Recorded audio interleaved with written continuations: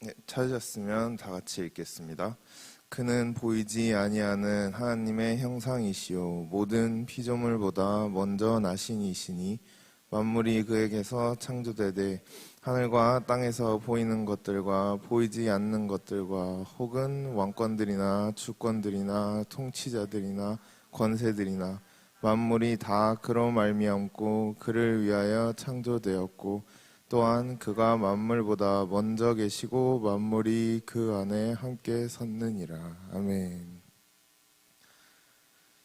오늘 말씀의 제목은 창조로 나타난 그리스도라는 제목으로 말씀을 상고하고자 합니다. 우리가 살면서 무슨 일이든지 이제 그 일을 하기 전에 항상 계획이라는 것을 먼저 세워놓고서 그 계획에 따라 이제 일들을 진행해 나가게 됩니다.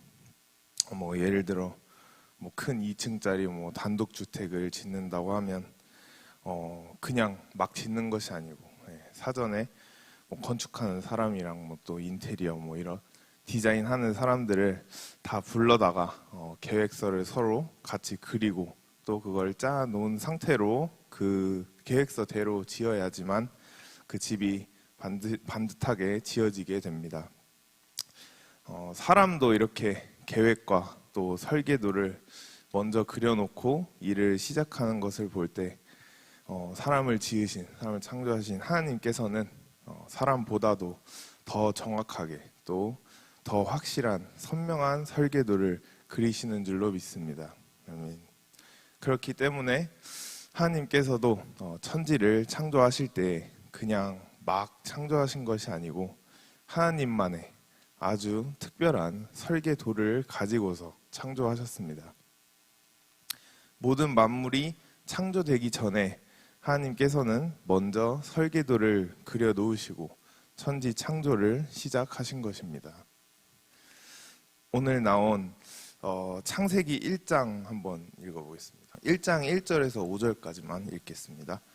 시작. 태초에 하나님이 천지를 창조하시니라. 땅이 혼돈하고 공허하며 흑암이 깊음 위에 있고 하나님의 영은 수면 위에 운행하시니라.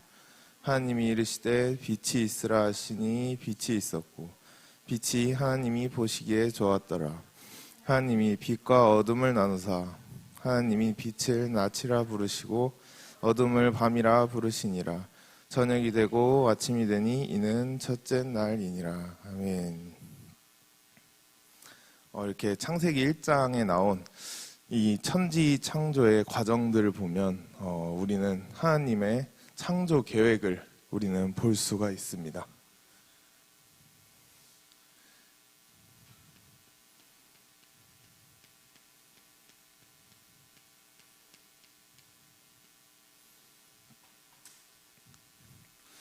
하나님께서는 천지를 창조하실 때 총 7가지의 날들로 나누어서 창조하셨습니다.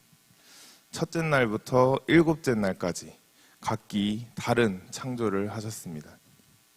그렇다면 우리는 이렇게 물어볼 수가 있습니다. 왜 이 전지전능하신 하나님께서 이렇게 7가지의 날들로 굳이 나누어서 만드셨을까라고 물어볼 수가 있습니다.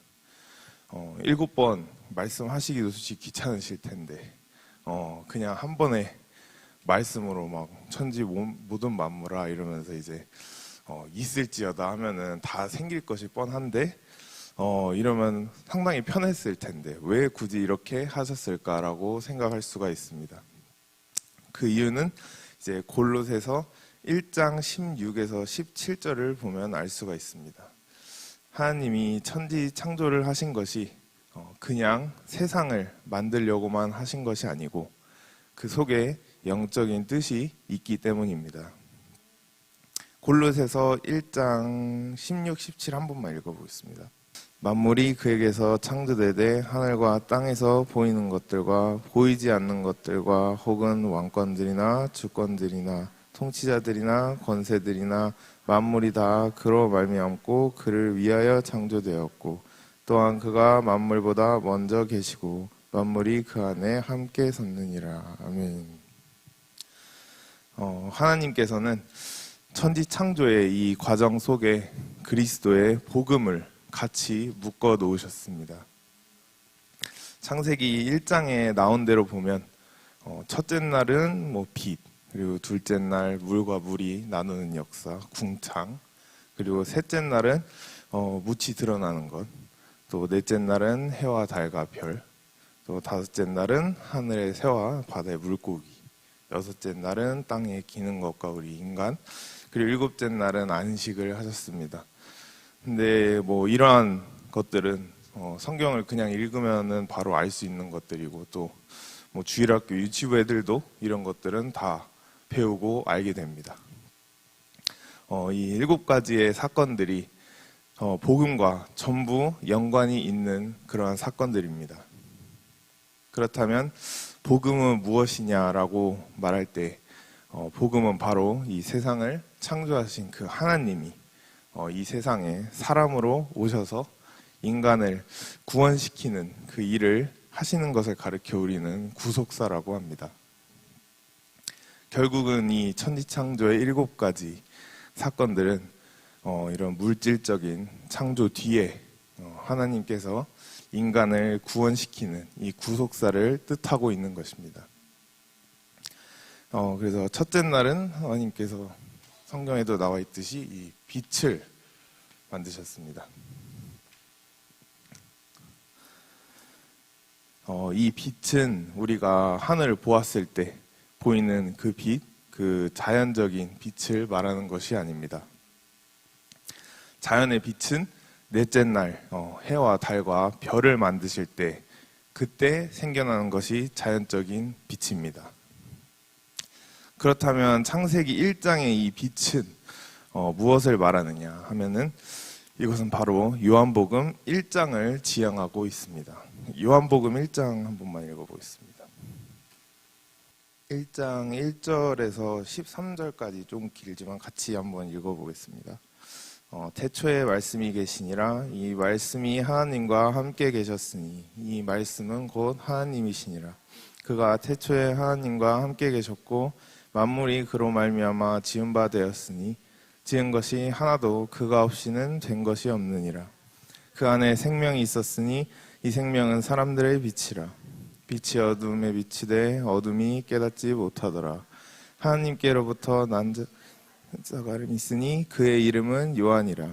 그가 증언하러 왔으니 곧 빛에 대하여 증언하고 모든 사람이 자기로 말미암아 믿게 하려 함이라. 그는 이 빛이 아니요 이 빛에 대하여 증언하러 온 자라. 참 빛 곧 세상에 와서 각 사람에게 비추는 빛이 있었나니 그가 세상에 계셨으며 세상은 그로 말미암아 지은 바 되었을 때 세상이 그를 알지 못하였고 자기 땅에 오매 자기 백성이 영접하지 아니하였으나 영접하는 자 곧 그 이름을 믿는 자들에게는 하나님의 자녀가 되는 권세를 주셨으니 이는 혈통으로나 육정으로나 사람의 뜻으로 나지 아니하고 오직 하나님께로부터 난 자들이니라. 아멘.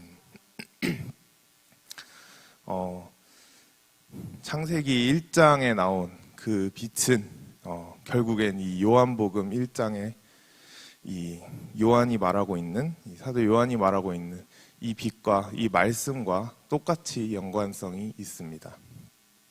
그렇기 때문에 창세기 1장의 이 빛을 해석을 하려면 결국은 이 요한복음 1장이 우리에게 필요한 것입니다.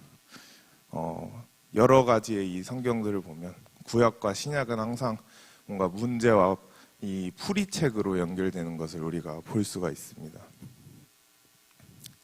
이 요한복음 1장을 방금 읽으면서 나오는 이 빛이라는 이 단어는 과연 어떤 것을 의미할까요? 이것은 곧 예수 그리스도를 의미하고 있습니다. 요한은 자신이 이 빛에 대하여 증거하러 온 자라고 말을 하면서 그 빛이 이 세상을 지었고 또 이 세상에 하나도 그 빛이 없이는 된 것이 없다라고 말하고 있습니다. 만물이 그로 말미암아 지은 바 되었을 때라고 말을 하고 있습니다. 그리고 그 빛이 이 세상에 이제 올 것인데 그 빛을 알아보는 사람이 없다라고 말합니다. 자신을 만든 그 주인을 그 창조물들이, 피조물들이 몰라보는 것입니다. 하지만 이 빛을 알아보고 믿는 사람에게는 하나님의 자녀가 되는 권세를 준다고 말하고 있습니다. 이 빛을 알아볼 수 있는 것은 사람의 힘으로 되는 것이 아니고 오직 성령의 도움을 받는 사람만 이 빛을 알아볼 수 있게 됩니다. 그렇다면 예수를 아는 첫 단계, 제일 기본 단계, 그 첫 단추가 무엇이냐면 이 세상을 만든 하나님이 사람으로 이 땅에 왔다라고 하는 것이, 또 그것을 믿는 것이 곧 빛과 곧 창세기 1장의 빛이 있으라와 똑같은 말씀입니다. 우리가 옷을 입을 때도 첫 단추를 잘못 끼우면 나머지 밑에 있는 단추들을 아무리 잘 맞춰 끼워도 맞지 않는 것처럼 복음의 첫 단추, 이 빛이 이스라엘, 이 창세기 1장 이 말씀을 제대로 알고 있지 않는다면 그 이후에 우리가 신앙생활을 솔직히 잘 할 수도 없을 뿐더러 자기 나름대로 잘 하더라도 절대 맞지가 않게 됩니다. 마지막 요한일서 4장 1절에서 3절 한 번만 읽어보겠습니다. 다 같이 읽겠습니다. 사랑하는 자들아, 영을 다 믿지 말고 오직 영들이 하나님께 속하였나 분별하라. 많은 거짓 선지자가 세상에 나왔음이라.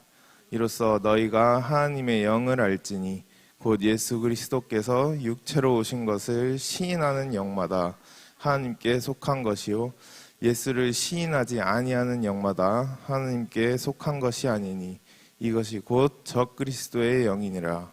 오리라 할 말을 너희가 들었거니와 지금 벌써 세상에 있느니라. 아멘. 이 말씀을 보시면 거짓 선지자라는 말들이 되게 거짓 선지자들이 많이 존재한다라고 쓰여 있습니다. 여러분들이 주변을 한번 살펴보신다면 예전보다도 오늘날에 이 거짓 선지자들이 훨씬 많이 늘어났다는 것을 느끼실 수가 있으실 겁니다. 성경에도 말씀하고 있듯이 이제 말세가 돼 가면서 점점 재림이 가까워지면은 이 거짓 선지자들과 적그리스도의 영들이 많이 나타난다고 쓰여 있는 것처럼 저 또한 뭐 장이동에서도 신기하게 그 장이동에 사랑제일교회도 있지만 장이동 사랑제일교회 바로 앞에 보면은 저희 여호와의 증인이라는 막 그런 그 단체 뭐 단체도 있고 또 막 예수재림교 막 이러한 단체들도 장이동에서 떡하니 딱 있고 또 한창 그 정광 목사님 타격받을 때는 또 저기 신천지 쪽에서도 돌고 지역 앞에서 그것도 대단하다고 생각합니다. 그래도 어떻게 보면 장이동은 뭔가 그래도 사랑제일교회가 제일 막 이렇게 큰 영향력 있는 교회로 자리 잡고 있는데도 불구하고 모르겠어요. 그 사람들 나름대로 저희를 깨우치려 하는 건지 신천지 사람들이 그 돌고 지역 앞에서 전단지를 나눠주고 있더라고요. 근데 읽어보면 그때 정광 목사님 한기총 대표회장을 하고 있을 때인데 이제 정광 목사 2단이다 하면서 이제 자신들의 신념을 이렇게 써놓은 것이 있었는데 저랑 교회 아는 청년이 둘이 돌고 지역에서 나오다가 전단지를 주길래 그냥 광고 전단지인 줄 알고 근데 원래는 저 그런 거 잘 안 봤거든요. 저 잘 안 봤는데 그날따라 그냥 무의식적으로 받고 보지도 않고 그냥 집에 가고 있는데 이거 어디다 버리지? 왜냐면 원래 안 봤는데 근데 딱 읽어보니까 정광 목사님에 대한 욕을 하고 있고 또 밑에 보니까 이거 신천지라고 딱 박아놨더라고. 그래서 그때 당시에 뭐 지금도 마찬가지지만 법적으로 그거는 좀 명예훼손죄 그 전단지를 뿌리면 속하기 때문에 그 친구랑 가서 아주 그 사람을 처음에 따라가니까 그 도망가더라고. 네, 처음에 따라가니까 막 자기들도 그게 잘못된 건지 아나 봐요. 도망가는데 장이동에서 이런 일을 할 수는 없다 해가지고 진짜 필사적으로 쫓아갔습니다. 필사적으로 쫓아가서 쫓아가는 와중에 경찰을 불렀어요. 저희가 경찰 불러가지고 결국엔 그 사람을 잡아서 벌금을 물게 했습니다. 이와 같이 정말 거짓 선지자들 또 이 적그리스도의 영을 가지고 있는 사람들이 정말 우리도 모르게 우리 주변 속에 많이 있을 수가 있다는 것을 저 또한 그때 깨달았습니다. 뭐 신천지, 뭐 통일교, 뭐 또 여호와의 증인, 그 흰 셔츠 입고 다니잖아요. 걔네들 또 잘생겼어요. 다니는 애들 보면 막 두세 명씩 같이 다니는데 인물들이 진짜 모델 같아요. 여호와의 증인들 보면 못생긴 사람을 본 적이 없어. 그러니까 약간 외모 쪽으로 일단 먹고 들어가려고 하는 건지 모르는데 되게 생긴 것도 그냥 영업사원 못지않게 되게 잘생겼고 막 이러는데 이러한 거짓 선지자들이 요즘 시대에 또 말세가 될수록 너무나도 많아지고 있습니다. 우리는 이 마지막 때가 될수록 무엇이 거짓인지를 확실하게 우리는 구분을 해야만 하는 것입니다. 거짓 선지자 후에 요한 1서에 무엇을 말하고 있습니까? 예수 그리스도께서 육체로 오신 것을 뭐하는 영마다라고 써 있습니까? 시인하는 영마다, 하나님께 속한 영이라고 말하고 있습니다. 반대로 그것을 인정하지 않고 시인하지 않는 영들은 곧 적그리스도의 영이라고 말하고 있습니다. 그래서 적그리스도는 다른 것이 아닙니다. 내가 막 뭐 예수 너는 나쁜 놈이야, 뭐 너는 내 적이야, 뭐 꼭 이렇게 말한다고 해서 적그리스도의 영이라고 하는 것이 아니고, 예수가 이 땅에 육신으로 왔다는 것을 믿지 않는 것을 가르쳐 적그리스도의 영이라고 말하고 있습니다. 오늘 이 말씀을 듣는 여러분들은 예수 그리스도가 이 땅에 육체로 오신 것을 믿으십니까? 아멘. 그렇다면 여러분들은 이 복음의 첫 단추를 잘 끼우신 것입니다. 근데 사도 바울은 이 창세기 1장 1절에 이 빛이 있으라라는 이 말씀을 어떻게 해석했냐 하면은 고린도 후서 4장 4절에서 6절을 보면 나와 있습니다. 네, 다 같이 한번 읽겠습니다. 그 중에 이 세상의 신이 믿지 아니하는 자들의 마음을 혼미하게 하여 그리스도의 영광의 복음의 광채가 비치지 못하게 함이니 그리스도는 하나님의 형상이니라. 우리는 우리를 전파하는 것이 아니라 오직 그리스도의 예수의 주 되신 것과 또 예수를 위하여 우리가 너희의 종된 것을 전파함이라. 어두운 데에 빛이 비치라라고 말씀하셨던 그 하나님께서 예수 그리스도의 얼굴에 있는 하나님의 영광에 아는 빛을 우리 마음에 비추셨느니라. 아멘. 사도 바울은 정말 위대한 인물로서 우리는 신약시대에 살아가면서 이 사도 바울이 없이는 모세오경부터 해가지고 모든 구약에 나와 있는 이러한 뭔가 어려운 말씀들, 이러한 것을 우리는 절대로 알 수가 없습니다. 그렇기 때문에 사도 바울은 위대한 사람이고 또 역사상 사도 바울만큼 이렇게 계시로 이렇게 말씀을 뚫어낸 사람은 없었습니다. 여기서 말씀하고 있는 이 6절에 어두운 데에 빛이 비치라 라고 말씀하셨던 라고 적혀 있는데 이 어두운 데서 빛이 있으라라는 이 말씀이 어디에도 나와 있습니까? 네, 창세기 1장에도 똑같이 나와 있습니다. 사도 바울은 바로 거기 창세기를 가르쳐 말하고 있는 것입니다. 그러므로 사도 바울이 최초로 창세기 1장을 해석해낸 사람인 것입니다. 사도 바울은 창세기 1장을 읽었을 때 이거는 그냥 단순 천지 창조가 아니고 이것이 예수가 곧 이 땅에 온다는 뜻이구나 라는 것을 제일 먼저 계시의 정신으로 알아차린 것입니다. 하지만 모든 사람들이 창세기 1장을 창세기 1장에 나와 있는 이 빛을 자연의 빛으로 착각하고 알고 지냈습니다.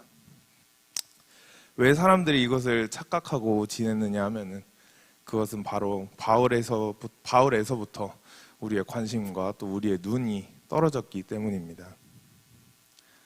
바울에게 집중하지 않고서는 그냥 우리가 보이는 대로만 성경을 읽게 됩니다. 성경에 나온 말들, 또 특히 모세오경은 바울의 해석이 없이는 절대 그 해석과 풀이가 불가능하게 되어 있습니다. 그렇기 때문에 우리는 항상 이 사도 바울의 말에 비추어서 성경을 읽고 또 해석을 해야 하는 것입니다. 그렇지 않은 사람은 곧 교만한 사람입니다. 자신이 사도 바울보다 성경을 더 잘 알고 더 잘 해석한다는 더 잘 해석한다고 이렇게 착각하지만 그 어떤 사람도 솔직히 말하면 사도 바울보다 성경을 더 잘 알 수는 없습니다. 여러분들 속에 교만한 마음이 혹시나 있다면 이 시간 전부 다 내려놓으시기를 축복합니다. 아멘. 사도 바울이 창세기 1장을 해석할 때 사도 바울은 어디까지 지금 이 계시로 보고 있느냐 하면 예수 그리스도의 얼굴에 빛을 우리 마음에 비추었다라고 하는 것은 이 천지 창조의 이 7가지 사건을 하나님이 우리 인간의 마음 속에 다시 그 7가지 사건을 일으키려고 하시는구나라는 것까지 사도 바울은 계시로 이미 본 것입니다. 그렇기 때문에 천지 창조는 창세기에만 있었던 그 단순 천지 만물의 사건이 아니고 오늘날도 우리의 마음 속에 또 우리의 심령 속에도 천지 창조의 사건이 일어나게 되는 것입니다.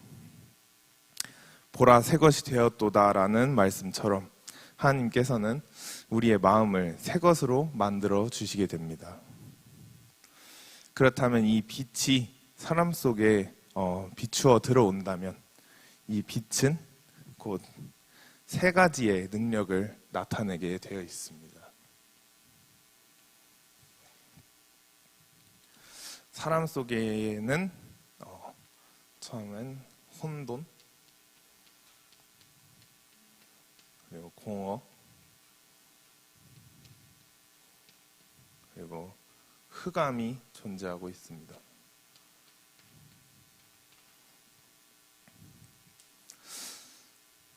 사람 속에 있는 이 혼돈, 공허, 그리고 이 흑암이 이 3가지들이 우리는 빛을 받게 될 때 이 3가지들이 물러가게 됩니다. 모든 인간들 속에는 그 사람이 어떻게 살아가든지 간에 그 사람 속에는 이 혼돈, 공허, 그리고 흑암이 항상 존재하고 있습니다. 이 3가지를 이제 빛 대신 그 빛이 있으라 하였던 그 예수 그리스도가 우리 마음에 온다면 전부 없애준다는 것입니다. 고린도후서 이 4장 4절에 사도 바울은 지금 뭐라고 말씀하고 있습니까? 그 중에 이 세상신이 믿지 않는 자들의 마음을 혼미케 하였다라고 말하고 있습니다. 여기서 말하고 있는 이 혼미케 한다는 말과 창세기 1장에 나와 있는 천지 창조 전에 혼돈과 공허와 흑암이 수면 위에 있었다. 혼돈과 공허와 흑암이 나오는데 그것은 바로 같은 말을 가리키고 있는 것입니다. 예수 그리스도가 없는 인간의 마음은 이 3가지의 마음들로 꽉 차게 되어 있습니다. 아무리 사람이 잘나고 뛰어날지라도 그 사람의 힘으로는 절대 이 혼돈, 공허, 흑암을 이겨낼 수가 없습니다. 쉽게 예를 들어서 그렇게 돈 많고 또 명예 있고 이쁘게 생긴 그 연예인들이 왜 툭하면 자살을 합니까? 우리나라에서 또 최고의 가문인 최고의 대기업 삼성 가문이지 않습니까? 그 삼성 가문의 딸로 태어났으면서 또 그 딸은 솔직히 대한민국에 있어서는 또 모든 여자들의 뭔가 롤 모델일 거고 부러움을 한 몸에 다 받는 그러한 입장이었을 텐데 그 딸이 미국에서 유학하다가 만난 그 남자와 이제 결혼을 하려고 집안에 말했지만 그 집안에서 강력하게 반대하는 것 때문에 그 삼성 가문의 딸은 결국은 자살을 선택하게 됩니다. 아무리 최고의 대기업 가문이어도 삼성 가문의 딸이어도 결국에는 그 여자의 최종 선택은 자살로 그 인생이 끝나버리게 됐습니다. 또 최근에는 제가 뉴스랑 기사를 보니까 주식 가치 1위를 달리고 있는 신흥 부자죠. 일론 머스크, 테슬라의 창업자.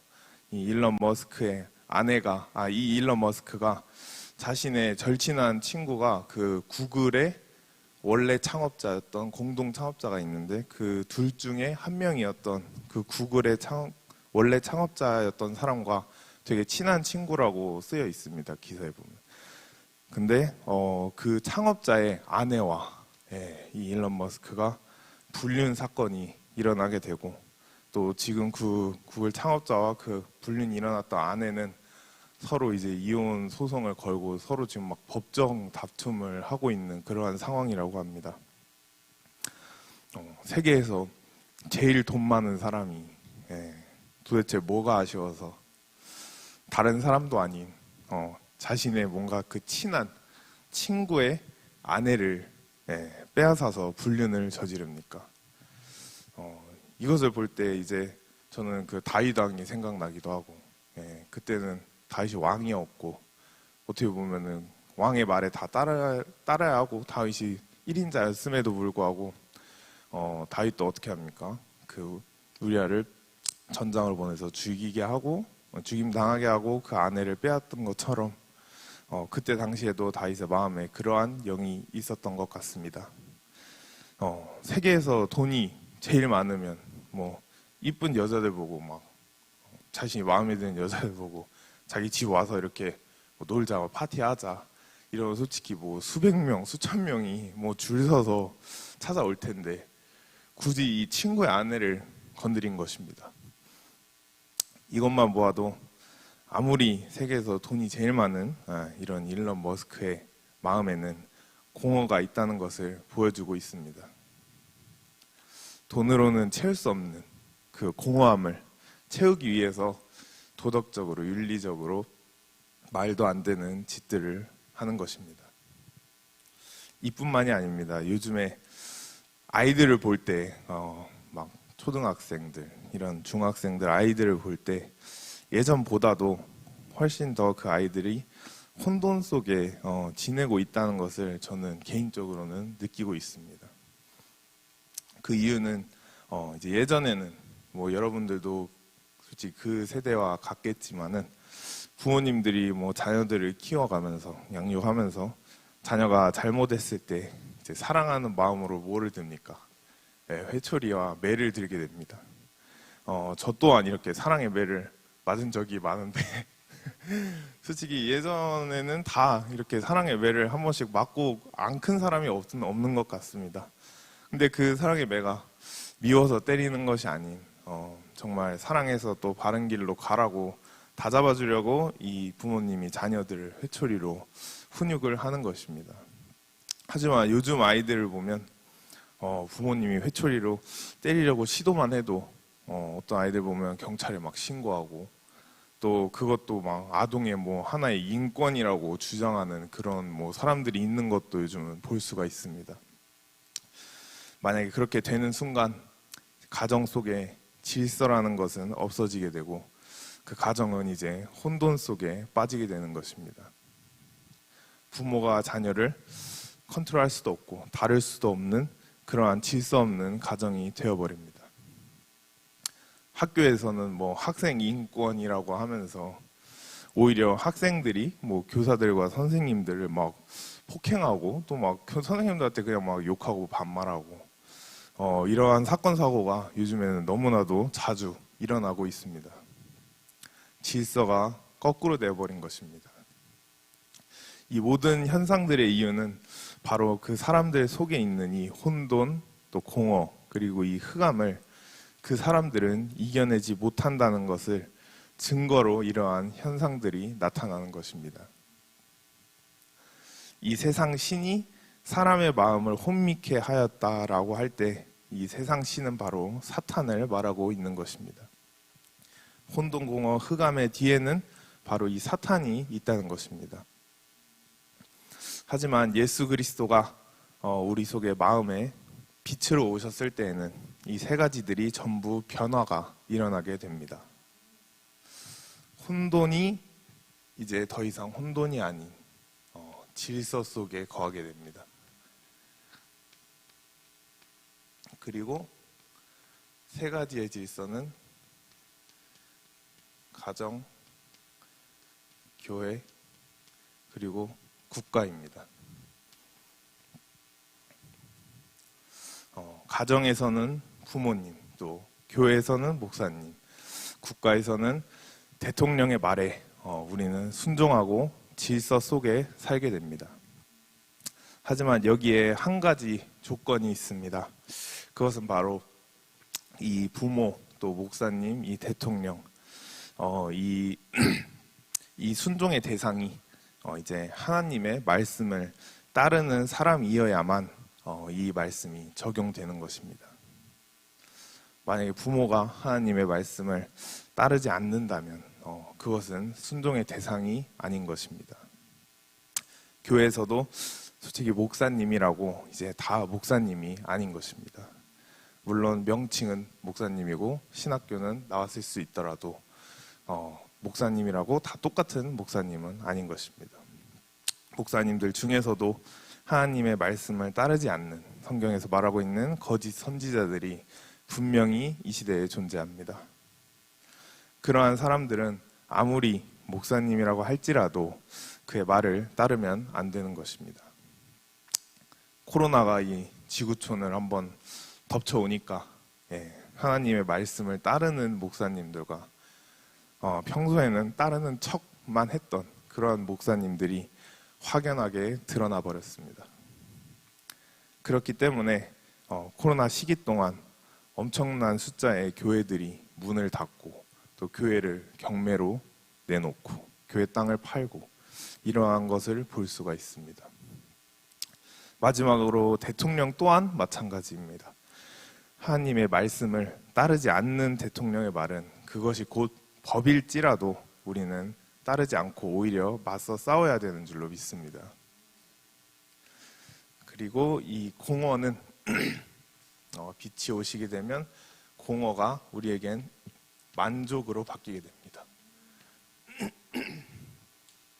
하나님은 사람을 처음에 창조하실 때 하나님의 형상대로 우리를 창조하셨기 때문에 그 속에 하나님 외의 것들이 들어가 있을 때는 절대로 그 공허함이, 마음속에 있는 공허함이 채워질 수가 없게 만들어 놓으셨습니다. 그래서 빛이 없는 사람들이 행동하는 것을 보면 계속 어디다 두고 막 절을 하는 것을 우리가 볼 수가 있습니다. 특히 유교 문화, 한국 사람들은 더 유난히 심한 것을 볼 수가 있습니다. 예를 들어 막 등산을 하다가 뭐 좀 큰 돌만 보이면 앞에 돗자리 깔고 절하고 또 가다가 좀 막 큰 뭐 나무, 소나무 같은 거 하나 보이면 또 돗자리 깔고 절하고 아니면 미국 같은 경우에도 보면은 뭐 절까지는 아니더라도 거기는 이제 뭐 호수 같은데 이제 동전 막 물 좀 모여 있으면은 이렇게 막 물 쫄쫄쫄 나오는 그런 호수 보면은 동전이 없는 곳이 없습니다. 지나가면서 보면 물론 큰 동전은 아니지만 그 페니 1센트짜리 한국말로 10원짜리 동전들을 다 그냥 지나가면서 던지고 또 막 저기 미국 백화점이나 이런 데 가면은 엄마들이 뭐 백인 엄마들이 애들을 그냥 어릴 때부터 그냥 자연스럽게 애들한테 동전 페니 지어주면서 1센트 지어주면서 던지고 make a wish, 소원을 빌어라. 약간 이러한 광경을 정말 흔하게 일상적으로 접할 수가 있습니다. 또 한국 사람들은 참 특이하게, 저는 이제 차에 좀 관심이 많은 편인데 한국 사람들은 정말 특이하게 새 차를, 또 특히 처음 인생 첫 차를 이렇게 만약에 뽑으면은, 특히 가장인 경우에는 굉장히 미신적인 거지만 한국은 또 제사라는 문화가 있지 않습니까? 유교 사상 중에 제사가 되게 중요한 역할일 텐데 이 가장이 이제 새 차를 뽑고 집에 와서, 아니면 급한 사람을 오다가 길가에 세워놓고 편의점에 들려서 막걸리를 이제 뭐 어떤 사람은 한 병, 좀 신앙심이 두터운 사람은 4병까지 사서 막걸리를 4병을 사서 어떻게 하냐면 그 차의 바퀴에, 왜냐면 차는 바퀴가 제일 중요한 부분이니까 차가 굴러가야 되지 않습니까? 차의 바퀴에 막걸리를 1병이든 4병이든 부어요. 차 바퀴에 그 막걸리 마시지도 않고 그냥 다 부어버려요. 1병 다 붓고 나서 그 차 앞에 돗자리 깔고 제사를 지냅니다. 뭐라고 제사를 지내냐? 이 차를 운행할 동안에 나와 우리 가족이 이 차를 탈 동안에 사건 사고 없이 아무 탈 없이 차를 잘 운행할 수 있게 도와주세요 하면서 누구에게 비는지는 모르겠지만 뭐 조상에게 비는 건지 그냥 진짜 차에다 비는 건지는 모르겠지만 정말 그 살아있지도 않는 기계한테 생물도 아닙니다. 나무도 아니고 살아있지도 않은 기계한테 기계 앞에서 막걸리를 붓고 무릎 꿇고 제사를 이렇게 절을 하는 것을 정말 쉽게 볼 수 있습니다. 뭐 네이버나 이런데 그냥 막 차 출곡이라고 사람들이 막 올려요. 신나니까. 또 처차면 더 신나고 하니까 출곡이라고 올리면 솔직히 말하면 열의 다섯은 진짜 열의 다섯은 그 출곡이 사진들 컷들 보면 막걸리 붓는 장면이 무조건 나오게 돼 있습니다. 예, 막 물론 길가에서 하지는 않더라도 혼자서라도 하든지 집에 돌아와서 아파트 주차장에서 혼자 간소하게라도 꼭 붓는 것을 그 사진을 보면은 나와 있습니다. 그 사람들은 되게 뭐 당연하다든지 또 자랑스럽게 그러한 사진들을 올리고 있습니다. 하지만 이 빛이 우리 마음속에 들어온다면 그 모든 이러한 공허한 마음으로 지내면서 이렇게 우리가 행동해왔던 이러한 마음이 우리에게는 만족감으로 변하게 됩니다. 다른 것들을 아무리 채워 넣어도 우리 마음은 그대로 공허했지만 이 빛 하나만 들어오면 그 빛이 우리 마음을 꽉 채우는 것입니다. 마지막으로 흑암의 이제 빛이 들어오게 되면 우리에게는 길과 또 의미를 줍니다. 흑암이 우리 속에 자리 잡고 있을 때에는 앞이 안 보이고 또 미래도 안 보이고 인생을 살면서도 그 앞이 깜깜하기 때문에 사람이 무기력해지고 또 의욕도 없고 희망도 없기 때문에 이 사람은 이제 살아가면서 회의감도 들게 되어 있습니다. 대학교를 다니고 있으면서도 뭐 꿈이나 미래가 없이 다니는 대학생들이 생각보다 많다는 것을 느꼈습니다. 일단 졸업하면 뭐 어떻게든 되겠지, 졸업하면 뭐 어떤 직장이라도 그냥 가겠지라는 생각으로 대학교를 다니는 학생들이 많습니다. 하지만 빛이 오게 되면 이 흑암이 물러가고 또 흑암이 물러가게 되면 우리에겐 길이 보이고 또 인생의 의미가 보이게 되는 것입니다. 의욕이 생기고 꿈이 생기고 또 인생을 무엇을 위해 살아가야 하는지 그 의미가 우리에게 생기게 되는 것입니다. 말씀을 마치겠습니다. 오늘날도 수많은 사람들이 아직도 이 혼돈, 공허, 또 흑암 속에 빠져서 살아가고 있습니다. 교회를 다니고 있을지라도 그 속에 혼돈, 공허, 흑암을 못 이기고 살고 있는 사람들도 많습니다. 그 이유는 바로 그 속에 빛이 아직 안 들어왔기 때문입니다. 사람은 그 어떤 것으로도 절대 자신의 능력으로는 이것들을 이길 수가 없습니다. 오늘 이 말씀을 듣는 여러분들 중에 아직 내 속에 이 세 가지 중에 하나라도 자리 잡고 있다면 오늘 하나님께 그 빛을 구하며 기도하시기를 축복합니다. 그리하여 우리 모두가 질서 속에 만족감을 가지고 의미 있는 삶을 살아갈 수 있기를 축복합니다. 아멘. 찬양 한 곡만 하고서 기도하겠습니다.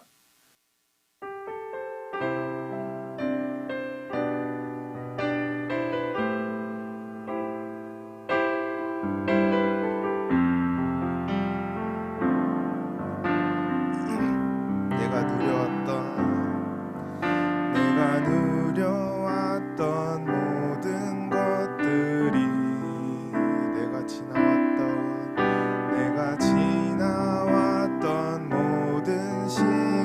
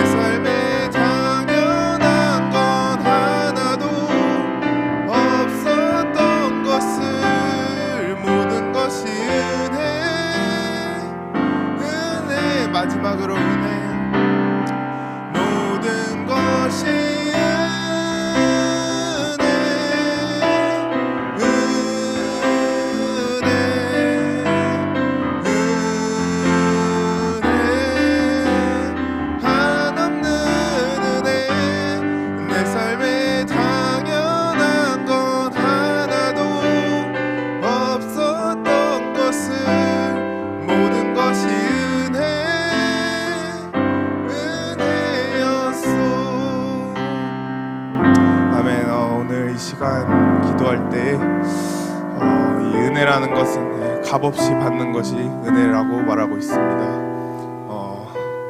빛이 없이는 우리 속에 혼돈과 공허와 이 흑암만이 존재할 뿐인데 하나님께서 우리에게 은혜로 혼돈을 질서로 또 공허를 만족감으로 흑암을 길과 의미로 바꿔주신 그 은혜를 생각하면서 오늘 하루 오늘 새벽 시간에 주여 삼창으로 기도하시겠습니다. 주여